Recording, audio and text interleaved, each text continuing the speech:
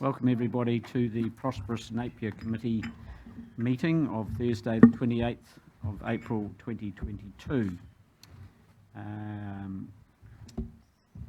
Apologies, we have Councillor Wright, moved by Councillor Mawson, seconded by Councillor Tarpany. All those in favour please say aye. Aye. Against? Carried. Conflicts of interest, your responsibility. No conflicts of interest, no public forum. Announcements by the Mayor, nil. No announcements by myself. Are there any minor matters to be added to the agenda? No. Moving on, we have announcements by the Mayor and first of all, the Chief Executive.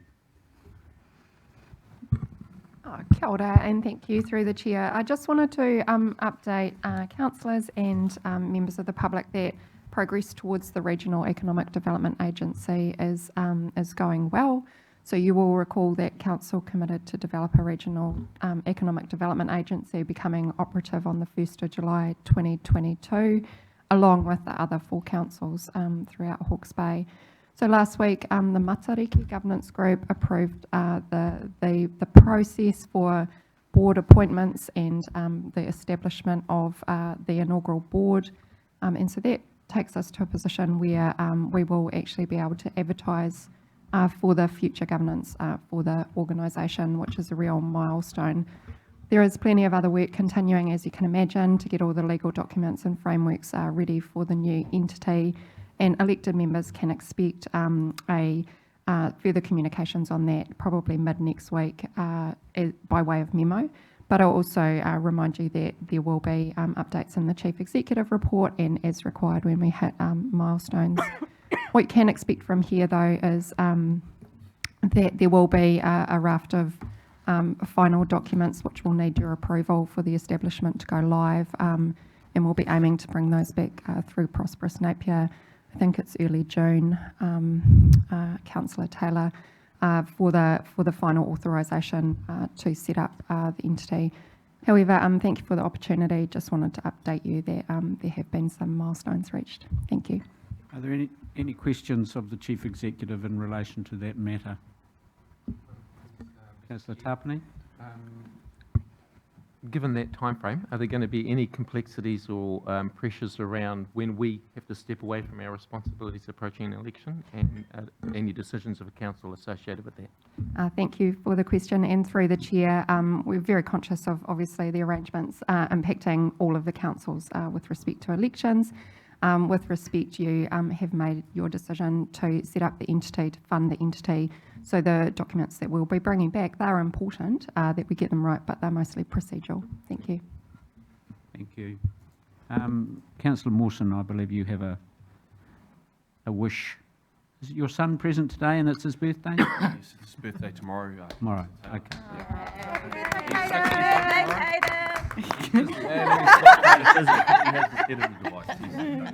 Confirmation of minutes. The minutes of the Prosperous Napier Committee meeting held on Thursday the 17th of March 2022 be taken as a true and accurate record, and also the public excluded minutes of the Prosperous Napier Committee meeting held on the Thursday the 17th of March 2022, which have been previously circulated, be taken as a true and accurate record of that meeting. Moved by Councillor Price, seconded by Councillor Crown. All those in favour please say aye. Aye. Against? Carried. Thank you. No minor matters. We have 4 items on the agenda, and items 1 and 2 in one paper, and items 3 and 4 have been circulated separately. Our first item on the agenda is the Health and Safety Report, and Adele will speak to that, and Michelle will provide support. Kia ora. So we're pleased to actually present the Health and Safety Report to the Prosperous Napier Committee. We will be bringing the reports through moving forward. Previously, the reports were presented to the Audit and Risk Committee, given that health and safety predominantly sits around the risk area, but Council also have responsibilities in the oversight, and including in the planning and making sure we've got the resources that we require to ensure that we've got good health and safety plans in place. So today is just acknowledging that we will be doing this moving forward. We've got the Q3 report just about complete, and we'll bring that through to the council next meeting. Michelle is available online for any detailed questions, and the irony that she has got COVID at the moment. And just to give you an update on our COVID numbers is that from a staffing perspective, as of today, we've had 134 cases of COVID amongst our staff, with 122 that have now recovered, and with 12 positive cases. We have seen the usual graph has been shown nationally, that we've gone through our peak and come off the other side, and we ensured that through this process that our business continuity plans accommodated for quite a significant impact to our organisation. And as you're aware, it was predominantly only the recycling services through our suppliers that were impacted, but everything else was able to continue as per normal. So we've just got an update in relation to the COVID and what our policy requirements. We have withdrawn the policies in relation to our visitors and our staff vaccination policy, and we've put them into abeyance, subject to any further changes that may happen nationally moving forward. We have also issued our staff with the rapid antigen tests, so they have them available to them to do the self-monitoring moving forward. So that's an important aspect of our overall controls. Yes, I'll just take the report as read though, and Michelle's obviously available for any of the detailed questions in relation to the report. We have significantly improved our reporting in the last wee while. We're now working to a BI dashboard, which means that we can cut and paste the information in any way, and so should council wish to request further information, we can bring that through in any further reports as well. Be open for questions, thank you. Questions for Adele or Michelle, who's online? Councillor Brown. Thank you for the report. It's great to see it, and I love the dashboard style, so it's really cool to see. Just a question around the site-wise pre-qualification. I note that is a qualification that's mainly based around construction sites, and I note that we have a lot of contractors who've got nothing to do with construction, and so it's not necessarily a one-size-fits-all solution. I was wondering, have we got any,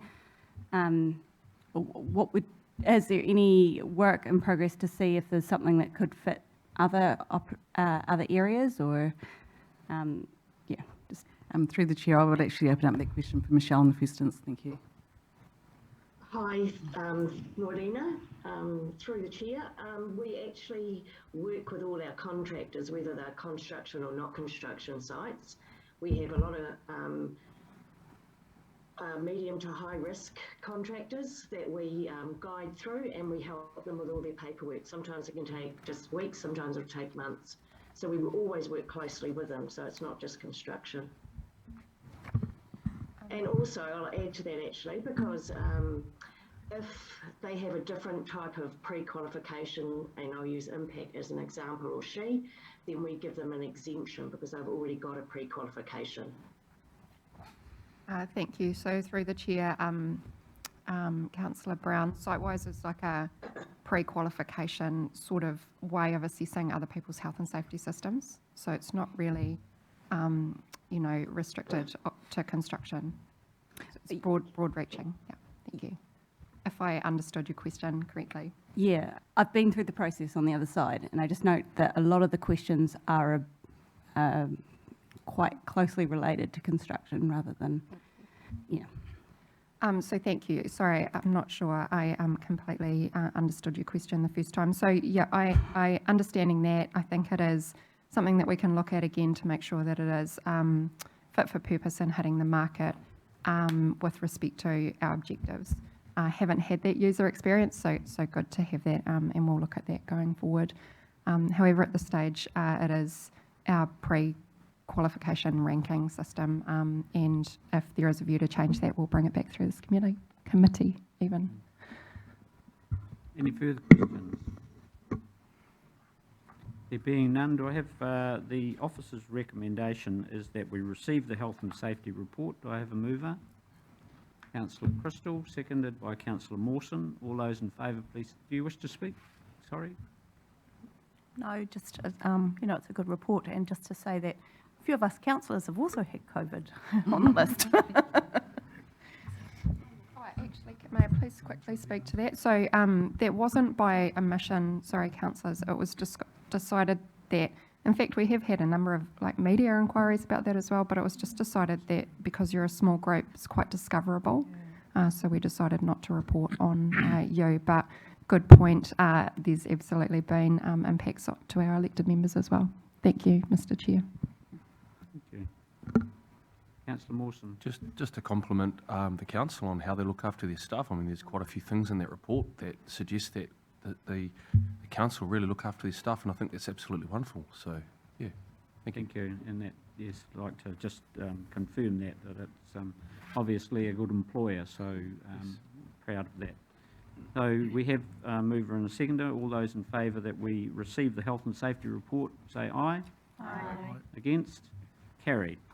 Item 2 is the Hawke's Bay Museum Trust draft statement of intent and financial reporting, and Jamie is going to speak to that, I believe. Through the chair, it's Caroline today. Sorry, Caroline, you're speaking. So Yes, we'll thank you. let you do the paper. Thank you, through the chair. I'll take the paper as read. It's fairly self-explanatory. Both the statement of intent and the financial report are legislative requirements under the Local Government Act. So I'll take the paper as read and happy to take any questions. Thank you. Just through the chair, just to add, the point of difference for this draft statement of intent, it also includes commentary around the work that's been undertaken for the storage. And so that's still work in progress, and is also looking at the governance structure. At the moment, they're undertaking a peer review, and that will be coming back to council for any further recommendations. But yeah, so that's just noting that in the report as well. Thank you. Thank you. Councillor Crown. Thank you, through the chair. Not sure if anyone will be able to answer this question, but it's actually in relation to point 4, page 14 of the statement of intent around the development side of the trust. I note there that there's named Te Rōpū Kaiawhina Taonga as one of the committees or groups that is advising the trust around the collection, etc. Does that group still exist? I was under the impression that it didn't. And if it doesn't, who is providing that oversight and guidance to the trust currently?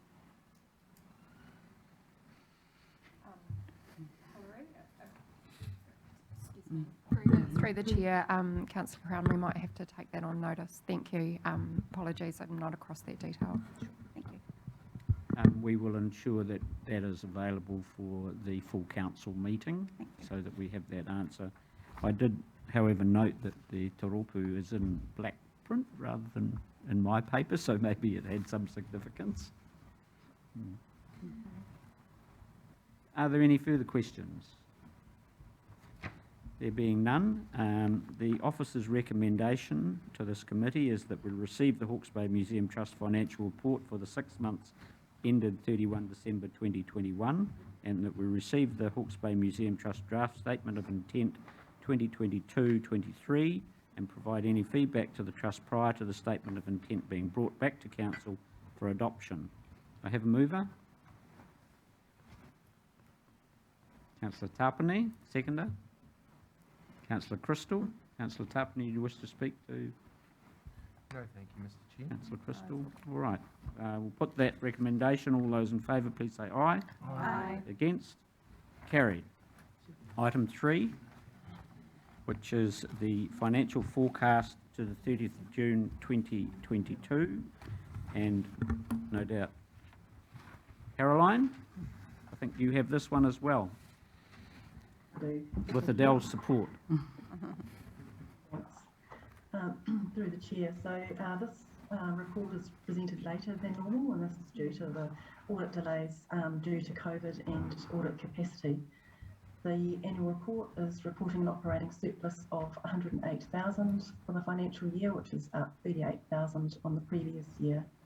One other point to note is you'll see under the non-current assets 28 million versus 48 million for the previous year, and there is a note further in through the report that the reason for that is due to the 14.3 million deaccession of the Tānga Māori custodial collection, where 4 pau were restored to the Waiheke marae after several decades of being on loan.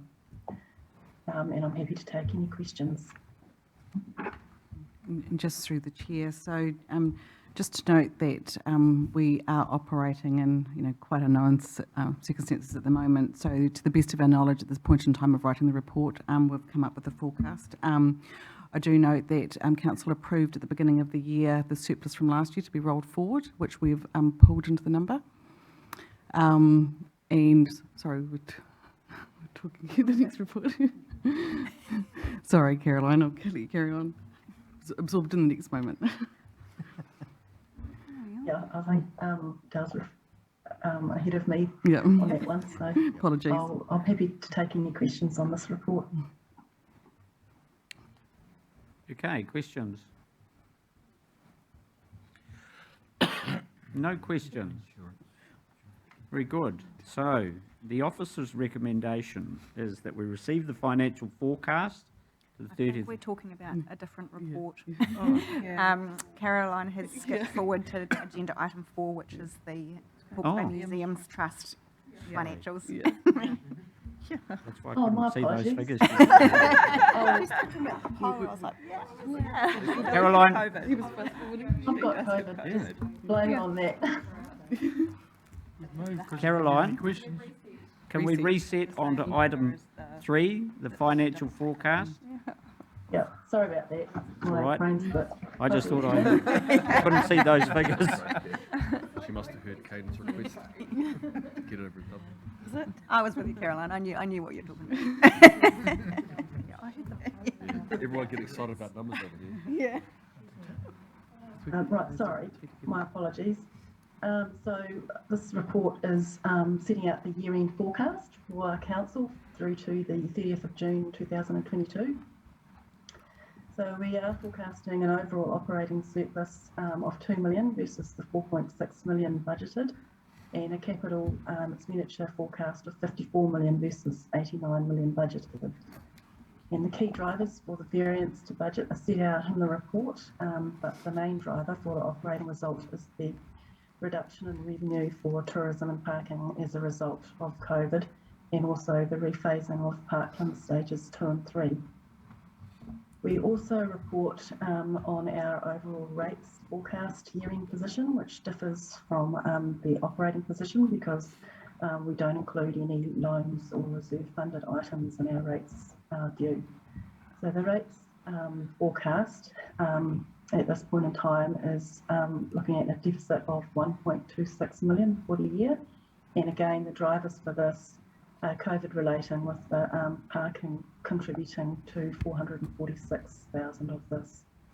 One of the recommendations in the report is to fund the parking deficit from the parking reserve. Another recommendation in the report is to fund the forecast rates deficit from loans once it's been finalised for the year. The capital forecast of 54 million versus 89 million budgeted has been impacted by a number of constraints around supply chain, labour market, sector capacity, and also COVID. And officers are managing and mitigating this and any risks where possible with regular reporting back to Council, and also reviewing where savings or efficiencies can be made to offset any of these constraints. This is set out in more detail in the report. Also impacting on our capital and projects are inflation and escalated costs. And we also have another recommendation that the full list of timing impacted projects is brought back to Council in a separate report for inclusion in the 22-23 annual plan. And I'm happy to take questions. This time, are there any questions in relation to item 3 of our agenda? Councillor, Deputy Mayor Brosnan. Thank you, Caroline. I suppose I just have a fundamental issue with funding our deficits out of the parking reserve, because I'm conscious that we have a number of projects and, you know, we've put that money aside to do parking activities. And so I'm just wondering what other options we have. Through the chair.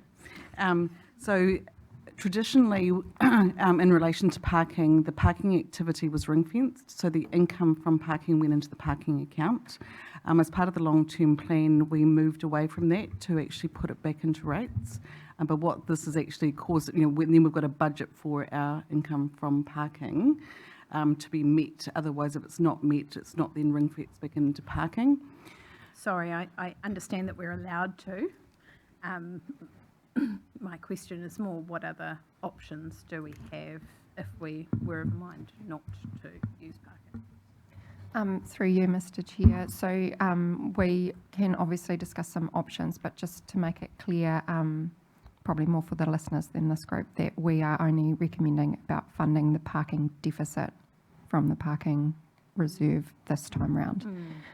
So, and I would put to council that I think that that's an appropriate decision at this time. Thank you. Thank you. Yes. Sorry, just confirming that as well. Thank you. Mayor Wise. Thank you, and through the chair. Caroline, when I'm just reading through this and noting the key drivers of the deficit, I know, with regards to Parklands in particular, we've got the phasing, which is, you know, essentially it's just a timing issue, with 10.8 million of revenue being pushed out and 7.6 million of reduced development costs, so a net impact of 3.2 million. So looking at that, that actually means that in terms of the deficit of 2.6, we've actually managed to, across the business units, absorb the impact of the reduced revenue in our tourism areas. So I think just wanting really to A, confirm that my understanding there is correct, and B, can really just congratulate and acknowledge that in all the difficult, challenging times that we've experienced, we have actually essentially managed to come out with a surplus, because there's 3.2 million, which is a phasing issue, not an actual loss at all. And I can speak to that through the chair. So the way that our Parklands are set up is that the funds actually end up in the reserve for Parklands. And so yes, from a financial review, you can look to your bottom line and you'll see that we will be in that profit scenario when it comes to the P&L. However, what we've provided to you is the section that just brings through the requirements around rates. And so our rates funding comes from our revenue and financing policy for where those funds come from. And what we're actually forecasting at the moment is our sort of first ever deficit rates situation, which is effectively like another lens or another view of our performance. Completely understand that, but I was just wanting to acknowledge that overarching position, because I think that that's it needs to be acknowledged considering the environment we've been operating in. And sorry, just a subsequent question, and again, perhaps more of a comment than a question, but with regards to our capital expenditure budgets and of the forecast that we're looking to be around 35 million behind plan. And I don't think this has come as a surprise to any of us. We, again, are aware of the issues that we have in terms of supply chain issues, contractor availability, etc. So I am looking forward to receiving the report, just to provide us with some additional detail around that. But disappointing that we do have this underspend, but I think not surprising. So wanting to acknowledge that. Thank you, Madam Mayor, and through you, Mr. Chair, just to add a little more detail to that. So this council in particular made it really clear that we needed to look at our capital deliverability and really review our approach to that when you signed up to the ambitious long-term plan that we have for our city. I just really wanted to make the comment that while we have been looking at our bottlenecks, if you will, in terms of an organisation and trying to find efficiencies, most of our focus has been on that project scoping and project design part of of the process, because that is traditionally where a lot of bottlenecks can occur. And we have been really successful in that. But unfortunately, this year is lending itself to a whole heap of new problems, and this is true for many businesses. The point that I'm getting to, that I want to stress in this paper, noting we'll have the opportunity to talk about it in more detail at Sustainable Napier, is that we're going to be in a situation where we have money committed, so contracts, for example, but not money spent. And that is very much, as the Mayor has said, down to supply chain issues. So we are, quietly proud of the progress that we're making in terms of our ability to deliver capital programs. This year, we will be caught out by the actual delivery of products, which means that that money is spent. And at this stage, although we reviewed this prior to the paper being released, as the Director of Corporate Services has said, there's still a high degree of uncertainty. Thank you. Councillor Brown. Thank you. My question's along the lines of Annette's question. It's for Part D of the recommendation, where it says that we will loan fund any rates deficit. I was just wondering, is there any other options other than loan funding, and do we have to decide that today? Through the chair, no, that decision will come back when we are able to finalise the annual report, and at that point we'll have a definitive understanding of what any rates deficit might look like.